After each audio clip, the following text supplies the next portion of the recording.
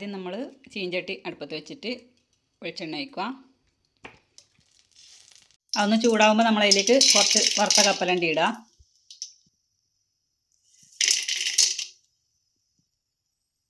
കുറച്ച് പൊട്ടുകടല അതും ഇടുക. ഇതൊന്നും നമ്മൾ റോസ്റ്റ് ചെയ്തിട്ട് വാരി വെക്കണം. കുറച്ചൊന്നും ചൂടായാൽ മതി, ഇത് വറുത്തതാണല്ലോ. ഇതൊന്നിട്ട് മാറ്റി വെക്കാം നമുക്ക്.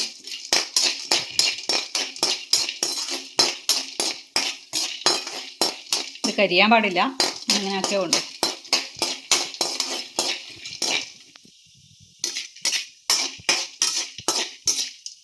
ഇനി ഇത് കോരി വെക്കാം, ഇങ്ങനെ മതി.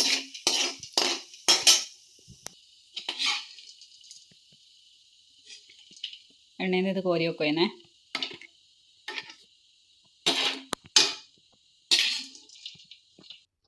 അതിവിടെ കോരി മാറ്റി വെച്ചിട്ടുണ്ടേ.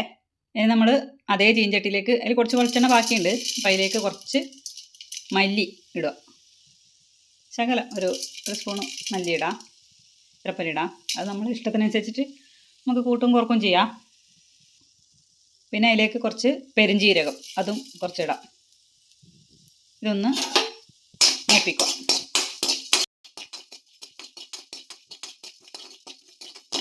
ഇതൊന്ന് മൂക്കുമ്പോൾ അതിലേക്ക് നമ്മൾ മുളക് ഇടണം. എരിവിന് ആവശ്യമായിട്ടുള്ള മുളക് 1-2 ഇടാം. നമുക്ക് കൂടുതൽ എരിവ് വേണമെങ്കിൽ കുറച്ചും കൂടി ഇടാം. ഇത് കാശ്മീരി മുളക് ഉണ്ടെങ്കിൽ അത് ഇടാം. അത് ഇവിടെ ഇല്ലാത്തതുകൊണ്ടാണ് ഞാൻ ഇതിടുന്നത്.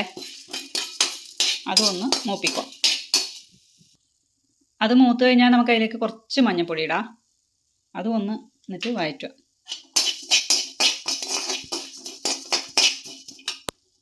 ഇനി നമ്മൾ അതിലേക്ക് കുറച്ച് ചിരകിയ തേങ്ങ,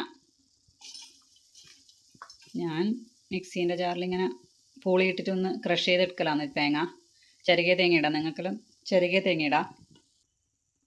അതിന് ശേഷം തേങ്ങ ഇട്ടിട്ട് നന്നായിട്ടൊന്നിങ്ങനെ വഴറ്റുക. ഇതങ്ങ് ബ്രൗൺ കളറാവണ്ട, ജസ്റ്റ് ഒന്നിങ്ങനെ ആക്കിയാൽ മതി. അതിൻ്റെ ആ ഒരു പച്ചപ്പില്ല, തേങ്ങേൻ്റെ ഒരു പച്ചപ്പ് മാറിയാൽ മതിയേ. എന്നിട്ട് അതിലേക്ക് നമുക്ക് അടുത്തത് ഇടേണ്ടത് പറഞ്ഞുതരാം. കുറച്ച് വെല്ലം, ശർക്കര ഇടുക. അതും ഒന്ന് നമ്മളിങ്ങനെ ഇളക്കി യോജിപ്പിക്കാം. എന്നിട്ട് ശകല ഉപ്പിടുക, കുറച്ച് ഇട്ടാൽ മതിയേ. ചെറിയൊരു ബാലൻസ് ആക്കാൻ വേണ്ടിയിട്ട്, നമ്മൾ മധുരവും എരിവും എല്ലാം ബാലൻസ് ആക്കാൻ വേണ്ടിയിട്ടാണേ.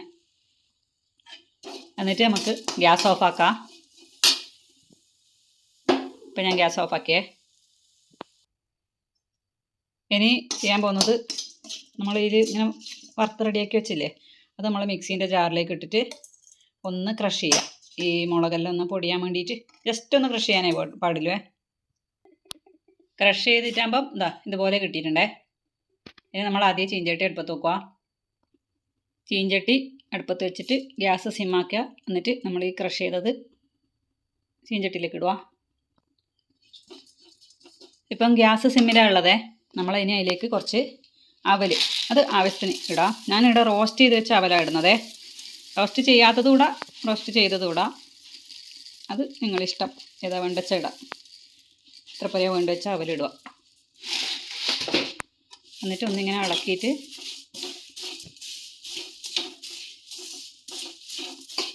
ഗ്യാസ് ഓഫാക്കാം. ഒന്ന് ജസ്റ്റ് ഒന്ന് ഇളക്കുക, ഓഫാക്കുക, അത്രേ വേണ്ടുവേ. അത് കഴിഞ്ഞിട്ടാണ് നമുക്ക് ഇതൊന്ന്, ഇപ്പം നമ്മൾ ഗ്യാസ് ഓഫാക്കിയിട്ടാണ് ഉള്ളത്.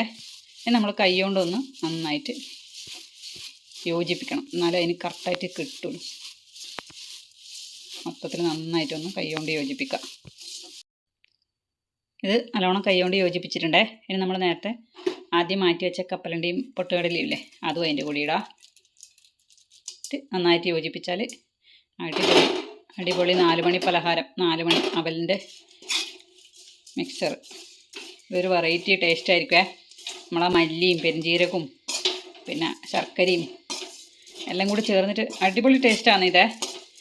അങ്ങനെ അടിപൊളി മസാല അവൽ മിക്സ്ചർ, നല്ല ടേസ്റ്റാണിത്. ഉണ്ടാക്കി നോക്കിയിട്ട് അഭിപ്രായം പറയണേ.